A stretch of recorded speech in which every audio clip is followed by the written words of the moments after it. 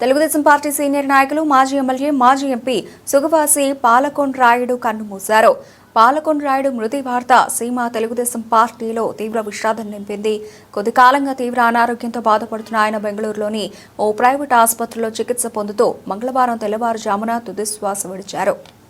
4 దశాబ్దాల పైబడి రాజకీయ అనుభవంతో పాటు టీడీపీ వ్యవస్థాపకులు ఎన్టీఆర్, వైఎస్ రాజశేఖర రెడ్డి, ప్రస్తుత ముఖ్యమంత్రి చంద్రబాబు నాయుడు వంటి నేతలతో మంచి అనుబంధం, రాయలసీమ నాయకులలో ప్రత్యేక గుర్తింపు కలిగిన వ్యక్తి సుగవాసి పాలకొండరాయుడు. అంతటి గుర్తింపు కలిగిన వ్యక్తి అకాల మరణం జిల్లా టీడీపీ పార్టీకి తీరని లోటనే చెప్పుకోవాలి.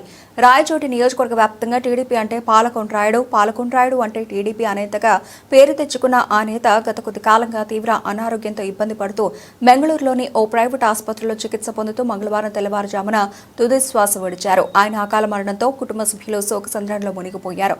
పాలకొండరాయుడు మరణ వార్త విన్న వెంటనే రాష్ట్రంలోని పలువురు రాజకీయ ప్రముఖులు తమ ప్రగాఢ సానుభూతిని తెలియజేశారు.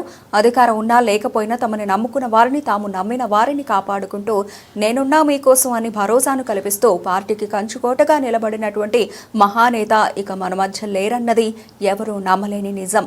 అశ్రు నయనాలతో ఆ నేతకు ఇక సెలవు.